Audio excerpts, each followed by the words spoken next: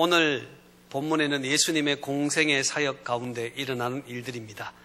예수님이 지나가시는 곳에는 군중들이 많았습니다. 수많은 사람들이 예수님을 따랐습니다. 하나님의 말씀을 듣고 기적도 체험하게 되었습니다. 그러나 여전히 예수님이 누구신지는 알지 못합니다. 예수님을 따라다니는 사람들이 많았지만 그들이 예수님이 누구신지는 정확하게 알지 못하고 그저 자신의 문제를 해결해 주시는 분이다 생각하며 예수님을 따르고 있습니다.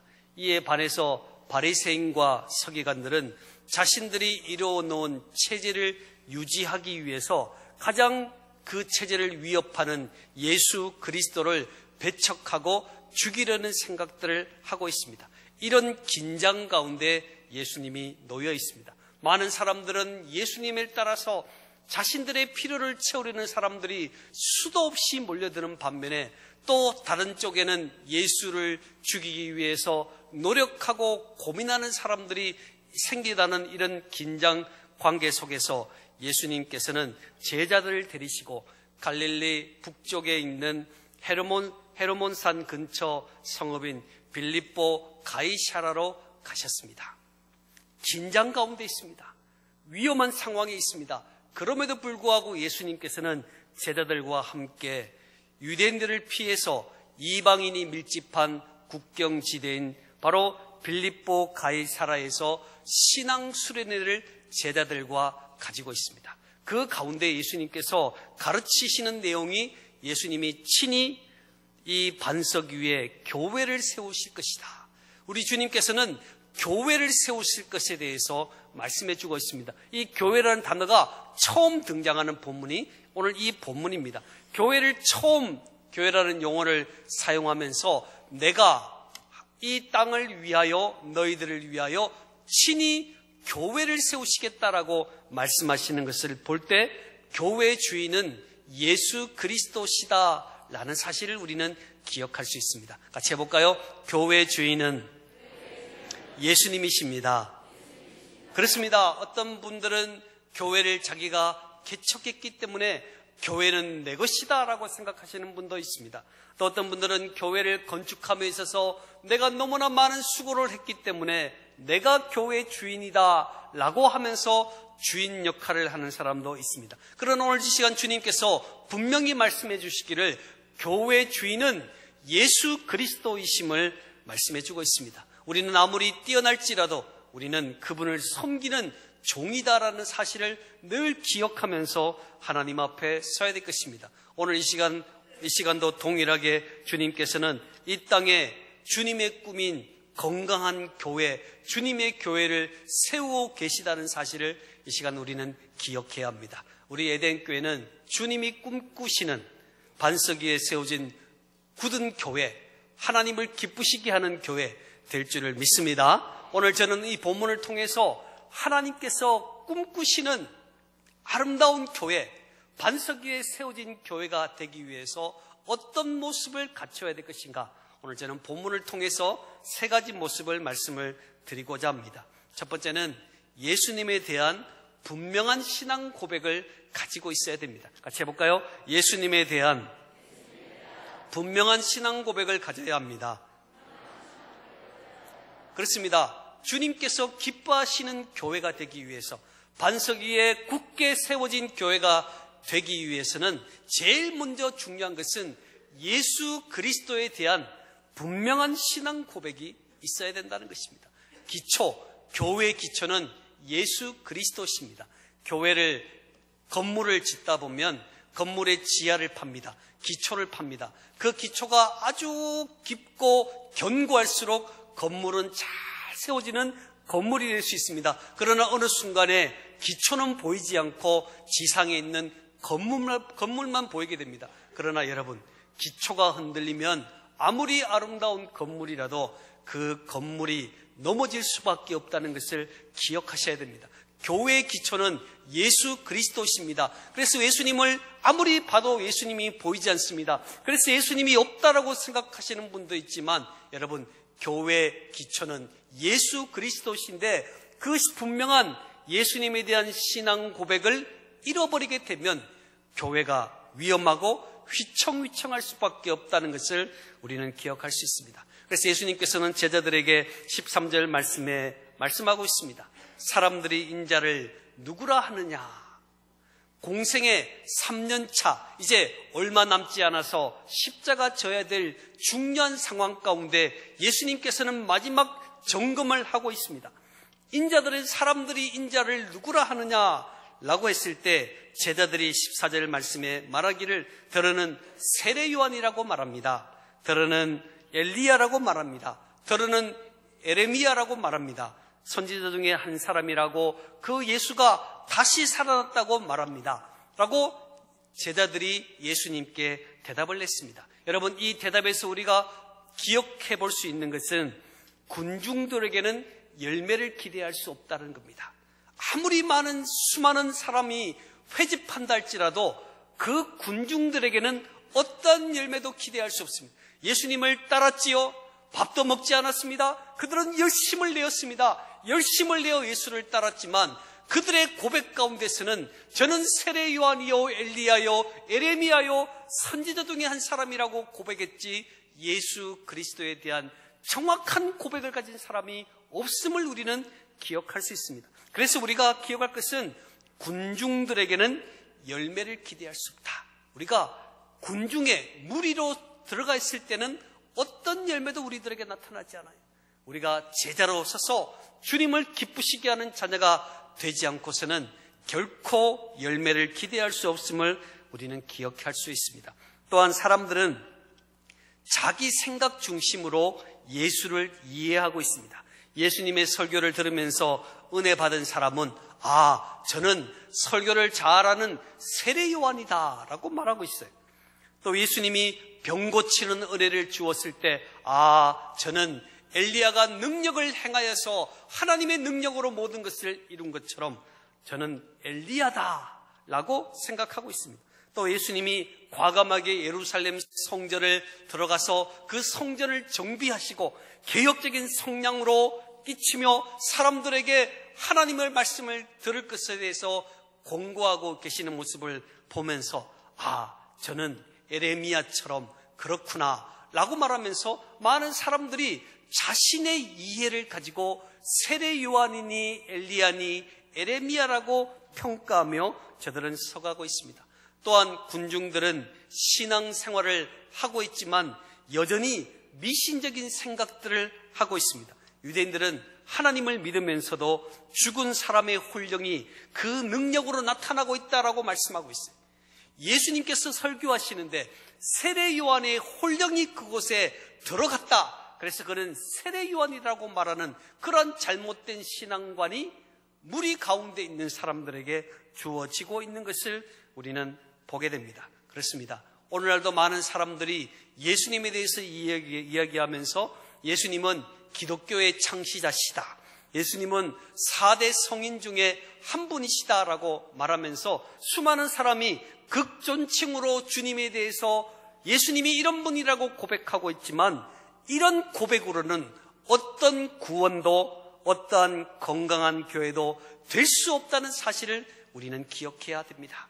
여러분, 아무리 좋은 말로 예수님을 포장하고 아무리 멋있는 말로 예수님을 포장할지라도 정확한 예수님에 대한 신앙 고백이 없으면 결코 구원받을 수 없고 건강한 교회가 될 수 없다는 것을 우리는 기억해야 합니다. 그래서 예수님께서 제자들에게 묻고 있습니다. 15절 말씀 읽어볼까요? 15절 시작. 이르시되 너희는 나를 누구라? 아멘. 그렇다면 너희들은 나를 누구라 하느냐? 무리들이 군중들이 어떤 이야기를 하든지 상관없이 너희들은 나를 누구라 하느냐라고 말을 했을 때 오늘 베드로는 개인 자격으로 말하는 것이 아니라 모든 제자들의 마음을 담아서 베드로는 신앙 고백을 하고 있습니다. 16절 말씀입니다. 읽어볼까요? 시작. 시몬 베드로가 대답하여 이르되 주는 그리스도시요 살아계신 하나님의 아들이시니이다. 아멘. 그렇습니다. 인생 최고의 신앙 고백을 하고 있습니다. 처음에는 선생님인 줄 알았습니다. 처음에는 랍비인 줄 알았습니다. 그저 따라다니던 그가 이제는 예수님에 대해서 정확한 신앙 고백을 하게 되었습니다. 주님은 그리스도십니다 라고 말했어요. 이 그리스도라는 것은 메시아다라는 뜻인데 기름 부음 받은 자다, 하나님이 세우시고 보낸 자다라는 의미입니다.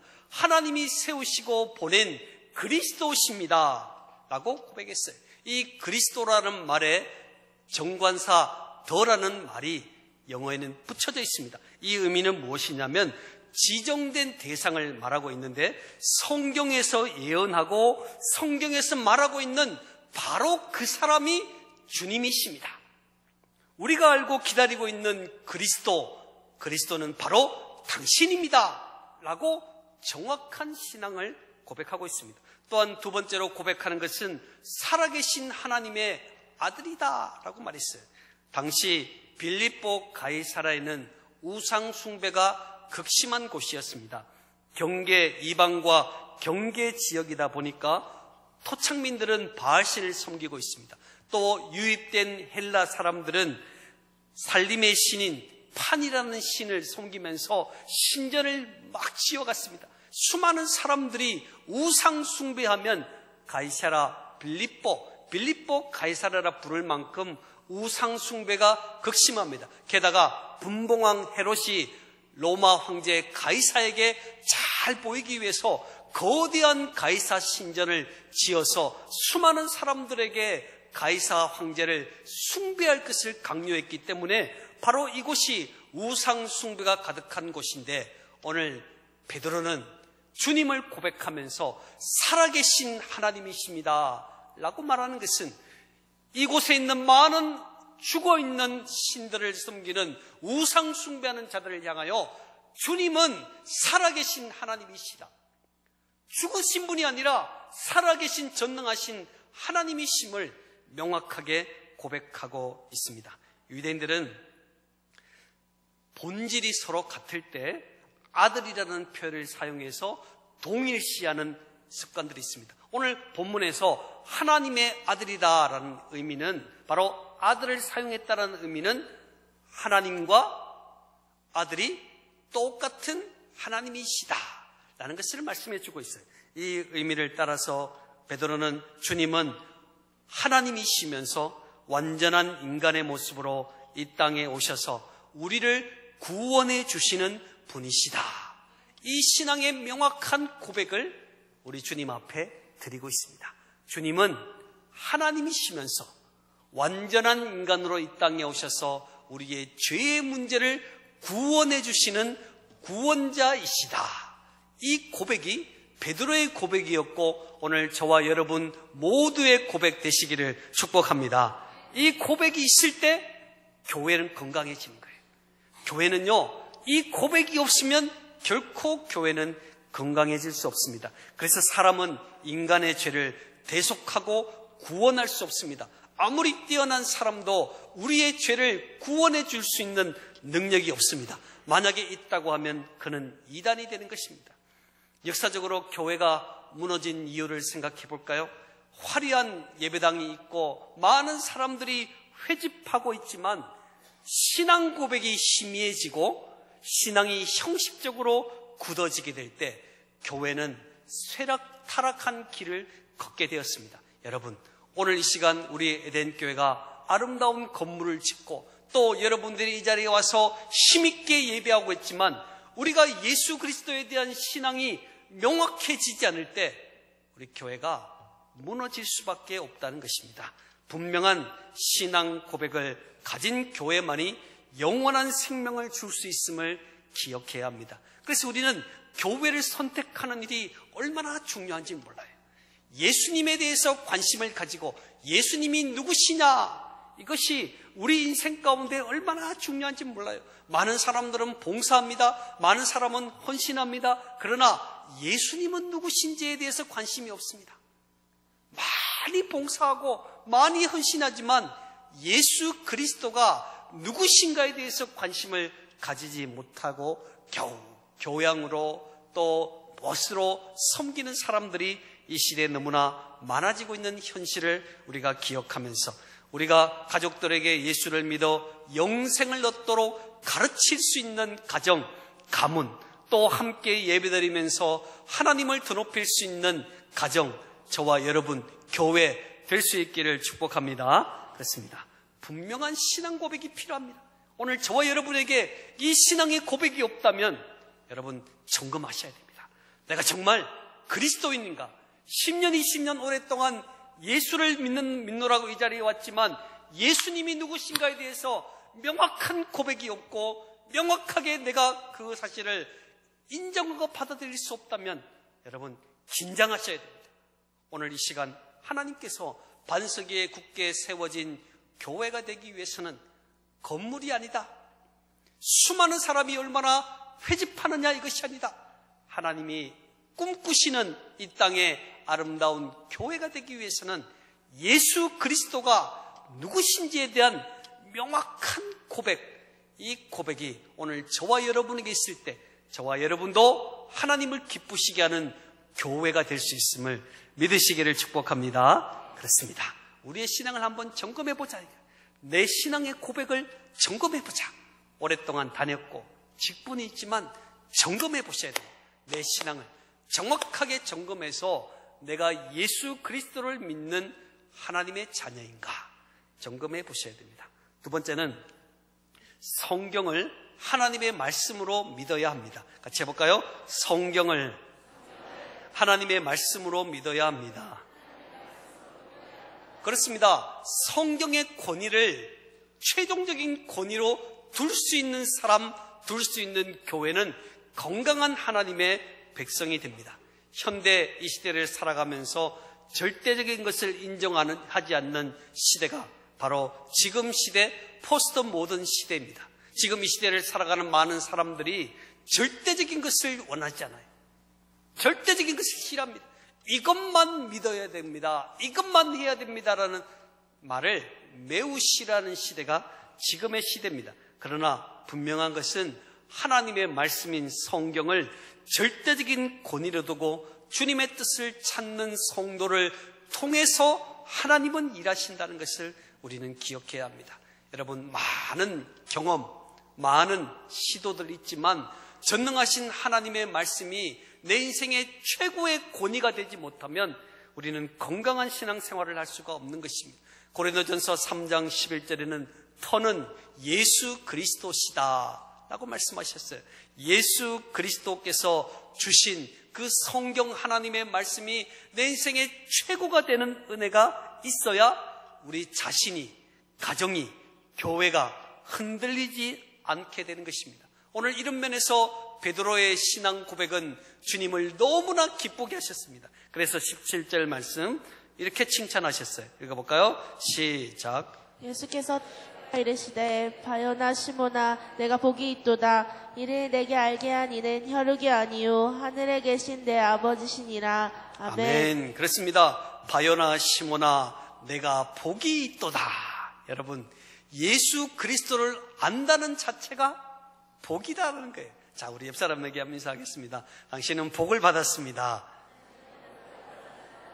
네, 예수님을 정확하게 아는 사실, 이 사실은 우리에게 너무나 복입니다. 베드로가 물질이 많아서 너는 복이 있도다라고 말씀하지 않았어요. 권력을 가졌기 때문에 복이 있다고 말하지 않았어요.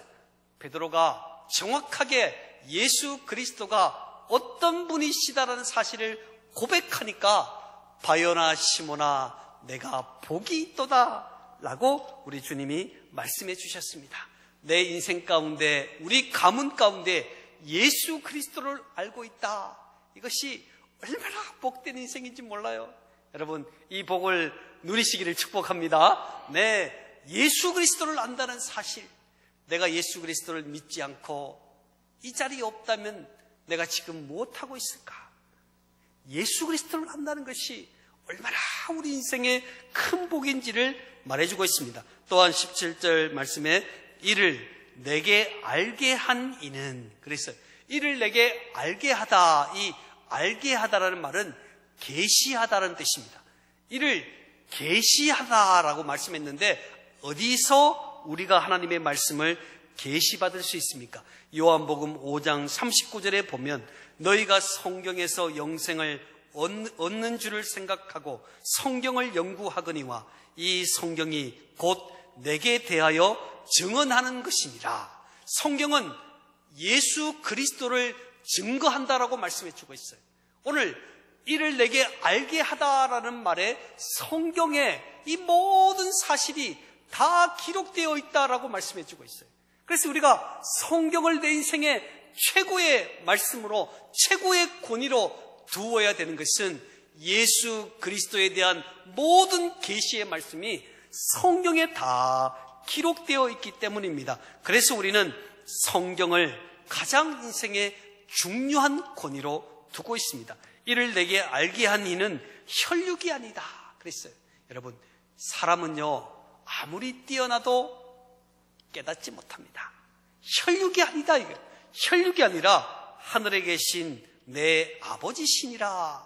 하나님께서 내 마음을, 베드로의 마음을 열어주셨기 때문에 예수님이 그리스도시요 살아계신 하나님이심을 고백하게 되었다는 것입니다. 여러분, 하나님이 허락하신 말씀, 성경 말씀을 내 지혜로 깨달을 수 있는 사람이 없고 하나님께서 그 마음을 열어주셔야 성경 하나님의 말씀을 은혜로, 권위로 받아들일 수가 있다라는 것을 말씀해 주고 있습니다. 그렇습니다. 오늘 신앙 고백을 했을 때 칭찬하신 후에 예수님께서는 그에게 사명을 주셨습니다. 어떤 사명입니까? 18절 말씀 읽어볼까요? 18절 시작. 너는 베드로라. 내가 이 반석 위에 내 교회를 세우리니 음부의 권세를 이기지 못하리라. 아멘. 그렇습니다. 오늘 이 본문은 굉장히 중요한 본문입니다. 너는 베드로라. 내가 이 반석 위에 교회를 세우리니 그랬어요. 이 가톨릭에서는 이 본문을 가지고 이 본문으로 가톨릭하고 개신교가 구분된 본문이 바로 오늘 이 본문이에요. 너는 베드로라. 내가 이 반석 위에 교회를 세우겠다. 이 말씀에 베드로라는 사람 위에 주님이 교회를 세우신다라는 것으로 가톨릭은 이해하고 있어요. 그래서 베드로 위에 교회를 세우기 때문에 베드로가 일대 초대 교황이 된 거예요. 너 위에 교회를 세우겠다. 그래서 이 교회의 모든 권위를 교황에게 다 준 거예요. 교황에게 모든 권위를 주고 베드로가 일대 교황이 되고 지금 베네딕토 16세가 교황을 사임했지만 이 교황까지 계속 사도권을 이어주고 있는 거예요. 그래서 교황이 결정하고 교황이 죄를 사하고 교황이 성경을 해석할 수 있는 권한과 권리가 있어서 성경보다 더 높은 권위에 교황이 앉아 있습니다. 가톨릭이 그렇게 됐어요. 그러나 우리 개신교에서는 베드로 한 사람 위에 교회를 세우는 것이 아니라 예수 그리스도와 그분의 진리를 믿는 신앙 고백 위에 예수 위에 반석 위에 교회를 세웠다라고 믿고 그렇게 살아가고 있습니다. 그래서 사람들은 연약하고 많은 지도자들이 타락하고 넘어지지만 반석 대신 예수 그리스도는 결코 무너지지 않는다는 사실을 우리는 생각하면서 여기서 만인 제사장이 나오게 되었습니다. 수많은 사람들이 동일하게 연약하지만 부족하지만 반석 대신 예수 그리스도를 믿고 따르는 모든 사람들은 제사장이 될 수 있다라고 말씀하면서 누구든지 우리가 기도하고 누구든지 말씀을 해석하고 누구든지 하나님 앞에 나아갈 수 있는 은혜를 저와 여러분이 가지는 놀라운 축복이 된 것입니다. 그렇습니다. 예수님을 계시하는 성경을 하나님의 말씀으로 믿는 교회가 가장 안전한 교회다는 것을 말씀해 주고 있습니다. 이 시대 많은 교회와 신학교조차도 성경을 절대 권위로 두지 않습니다. 오늘 이 시대가 그런 시대예요. 예수를 올바로 믿기가 너무너무 힘든 시대입니다. 자, 같이 한번 해볼까요? 예수를 올바로 믿기가 너무너무 힘든 시대입니다. 자, 또 인사할까요? 그래서 에덴교회 잘 오셨습니다. 네, 정말 중요합니다. 성경의 권위를 뛰어넘을 수 있는 것은 없습니다. 왜요? 하나님께서 예수 그리스도를 계시하고 알게 한 것은 오직 성경 하나님의 말씀을 통해서 예수님을 말씀해 주시고 계시하셨기 때문에 많은 사람들은 성경책을 신앙적인 책이다라고 생각하는 사람이 있어요.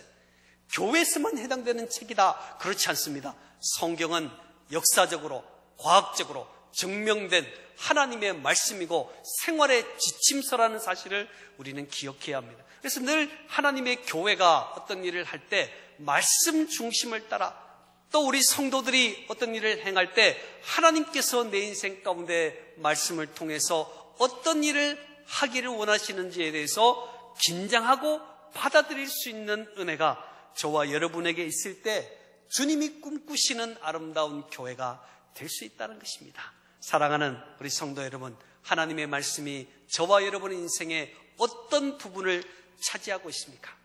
중요한 선택할 때 하나님의 말씀을 따라야 하는데, 중요한 선택할 때 하나님의 말씀이 아닌 내 생각을 따라 움직이는 사람들은 없습니까?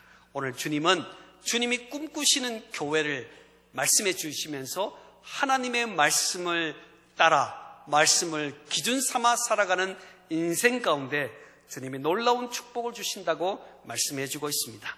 반석 위에 세운 교회, 주님이 원하시는 꿈꾸는 교회, 어떤 모습인가? 세 번째는 기도와 전도하는 일에 전력을 다해야 합니다. 같이 해볼까요? 기도와 전도하는 일에 전력을 다해야 합니다. 그렇습니다. 기도하고 전도하는 일에 전력을 다하는 열매 맺는 교회가 주님을 기쁘시게 할 수 있습니다. 열매가 없으면 주님을 기쁘시게 할 수 없어요. 열매가 있어야 됩니다. 그래서 요한복음 15장 5절에 그가 내 안에 내가 그 안에 있으면 열매를 맺나니. 그래서 예수님을 만나는 곳에는 반드시 열매가 생기게 되어 있습니다. 그래서 주님께서 제자들에게 마지막 남긴 과제가 영혼 구원 아니겠습니까? 예수 그리스도를 증거하는 영혼 구원입니다. 그래서 건강한 교회는 죽어가는 영혼들에게 예수를 증거하는 거예요.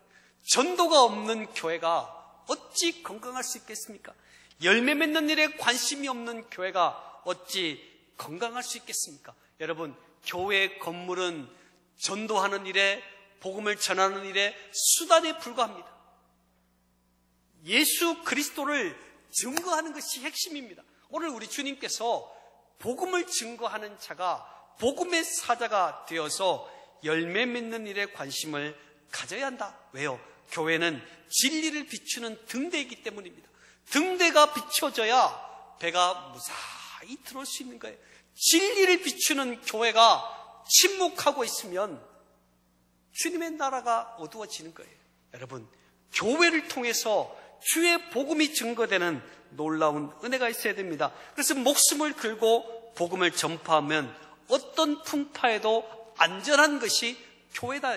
교회가 분쟁을 만나고 교회가 어려운 일을 만났을 때 여러분, 목숨을 걸고 복음을 증거하는 자가 생겨나면 교회가 안전해집니다. 오늘 하나님의 교회는 그렇게 이루어지도록 설계되어 있는 것입니다. 그래서 예수님께서 베드로에게 말하고 있습니다. 내가 너에게 19절 읽어볼까요? 19절 시작. 주리니 내가 땅에 무엇이든지 매면 하늘에서도 매일 것이요 내가 땅에서 무엇이든지 풀면 하늘에서도 풀리리라 하시고. 아멘. 그렇습니다. 오늘 우리 주님께서 천국 열쇠를 줬다. 누구에게?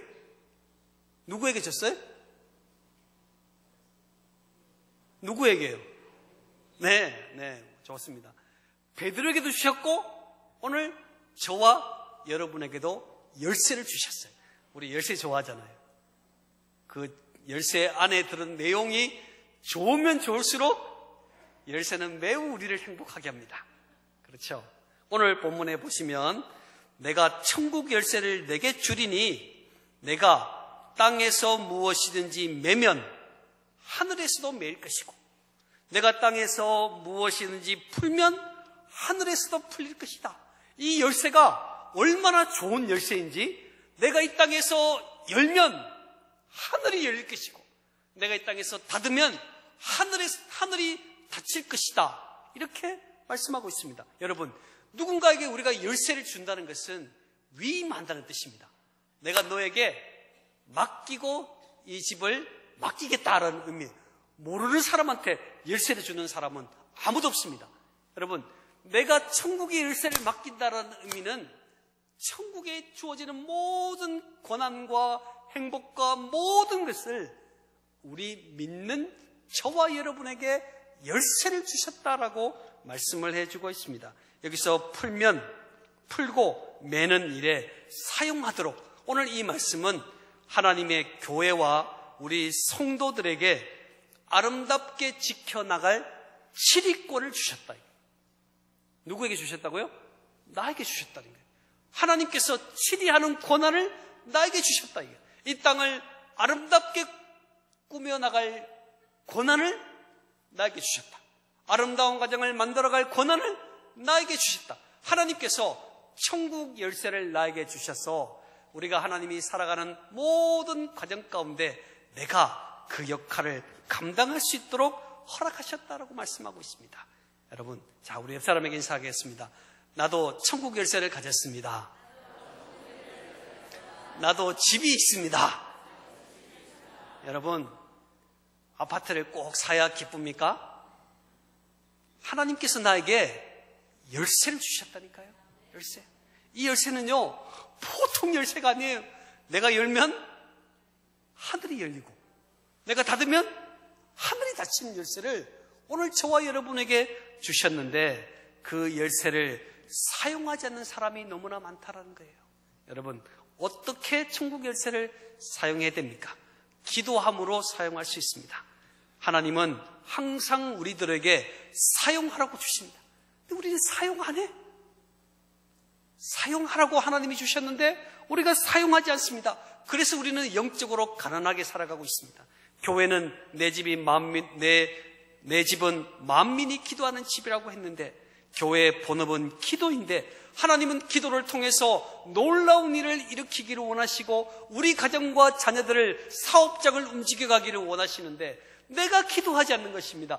열쇠로 열고 들어가서 하나님 앞에 기도해야 되는데, 이 나라 이 민족을 위해서 기도해야 되는데 우리가 그 기도를 쉬고 있다는 사실에 대해서 우리는 가슴 아파합니다. 제가 어떤 분이 이렇게 교회 와서 막 열심히 기도하더라고요. 주여 하니까 자녀가 신기하다고 쳐다보더라고요. 이렇게 처음 보는 모습인데 뭐 이렇게. 네, 그렇게 해서 안 된단 말이죠. 우리가 하나님께서 우리들에게 허락하신 이 기도라는 놀라운 이 열쇠를 우리가 하나님 앞에 간직하면서 우리 가정에, 교회, 기도와 말씀이 사라지면 더 이상 우리는 행복한 교회, 행복한 가정을 이루어갈 수가 없는 것입니다. 건축물을 보면 기둥이 삐딱한 건축물은 매우 위험합니다. 이처럼 사람의 마음이 삐딱하면 매우 위험한 사람이 될 수 있습니다. 그것을 바로 잡는 길이 기도하는 길이다. 이게. 여러분, 우리 자녀와 함께 손잡고, 또 부부가 손잡고 하나님 앞에 매일 기도하면 가정이 세워지고 자녀가 세워진다는 사실을 믿을 수 있기를 바랍니다. 여러분, 많은 사람들이 저에게 찾아와서 목사님 큰일 났습니다. 목사님 큰일 났습니다. 우리 자녀가 이렇게 됐습니다. 우리 가정이 이렇게 됐습니다. 여러분, 저는요 꼭 그분들에게 말씀드리고 싶어요. 천국 열쇠를 사용해라. 천국 열쇠를 사용해라. 나에게만 있는 것이 아니라 여러분들에게 있습니다. 여러분, 교황 한 사람이 천국 열쇠를 가졌기 때문에 그들에게 수많은 사람들이 목을 메고 있지 않습니까? 우리들에게는 나 자신이 가질 수 있는 천국 열쇠가 있는 거예요. 그 문을 열고 하나님 앞에 기도하세요. 가정을 위하여 기도하고, 여러분 교회와 생업을 위하여 전능하신 하나님 앞에 기도하시기를 축복합니다. 교회가 기도가 흔들리면 다 흔들려 버리는 거예요. 여러분, 우리 가정에 기도가 사라지면 다 사라지는 것입니다. 하나님께서 우리들에게 천국 열쇠를 주면서 너는 천국 열쇠를 가지고 잠만 자라 말하지 않아요? 이 천국 열쇠를 가지고 기도하라. 천국 열쇠를 가지고 기도하는데 새벽기도 3일 기도해라. 특별 새벽기도 기도하라. 그런데 가만히 잠만 자고 있다. 자, 우리 옆 사람에게 인사하겠습니다. 내일부터 새벽기도 11조 운동입니다. 네, 우리가 깨어나야 합니다. 천국 열쇠를 가지고 하나님이 그리스도인들에게만 허락하신 놀라운 열쇠를 가지고 우리가 열어야 합니다. 그래야 열려나가는 거예요. 우리 생업이 열리는 겁니다. 기도로 우리는 천국 열쇠를 사용할 수 있습니다. 또한 천국 열쇠는 복음 전도로 사용할 수 있습니다. 세상에서 우리에게 폼나라고 열쇠를 준 게 아니에요. 어떤 분은 열쇠를 너무너무 자랑스러워가지고 열쇠를 목에 다 걸고 다니시는 분이 있어요. 이 열쇠는 보통 열쇠가 아니야. 열쇠를 가지고 다니는 사람이 있습니다.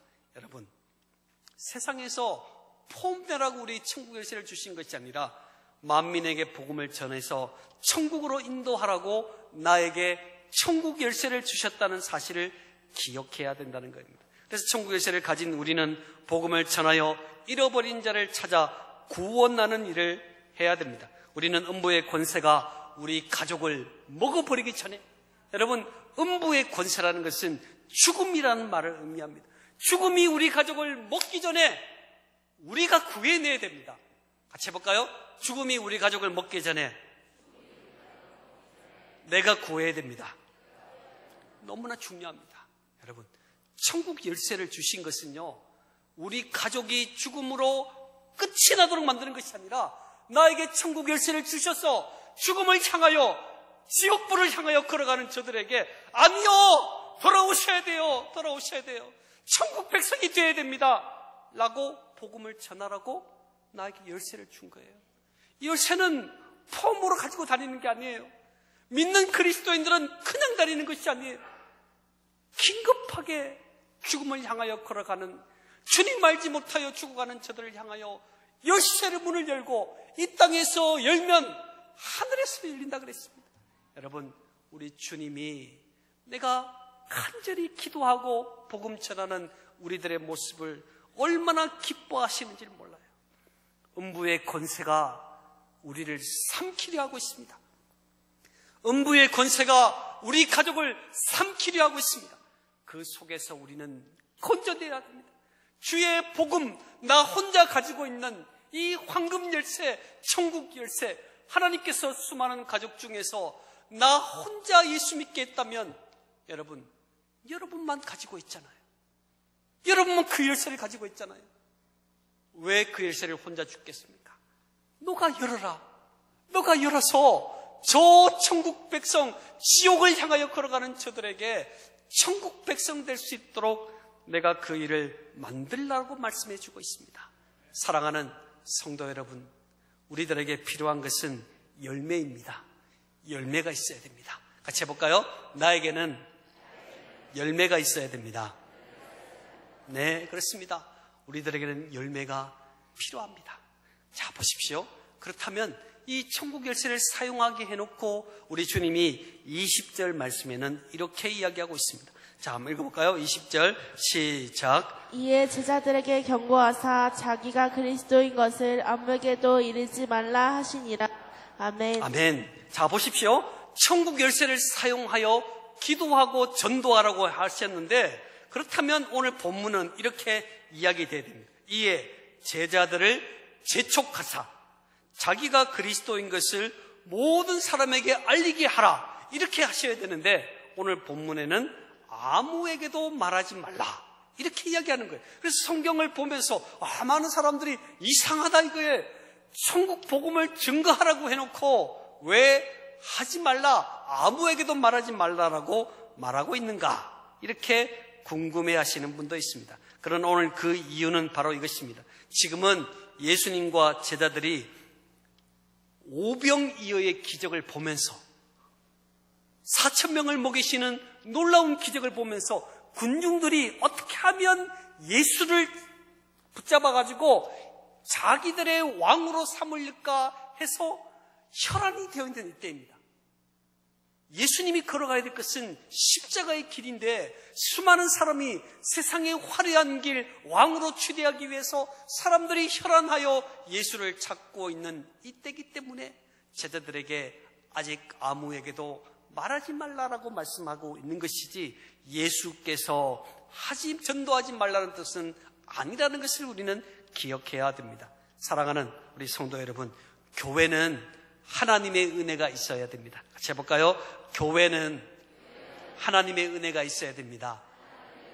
네, 조금 부족하게 보여도 하나님의 은혜가 있으면 다 해결됩니다. 하나님의 은혜가 교회 안에 있어야 돼요. 그래서 우리는 교회에 올 때 안경을 하나씩 다 쓰셔야 돼요. 어떤 안경? 하나님의 은혜의 안경을 쓰고 오셔야 됩니다. 하나님의 은혜의 안경을 쓰면요, 얼마나 이뻐 보이는지 몰라요. 저는요, 교회만 오면 우리 성도들이 너무 이뻐 보여요. 자, 우리 옆 사람에게 한번 인사하겠습니다. 왠지 이뻐 보입니다. 네, 우리는 은혜의 안경을 써야 됩니다.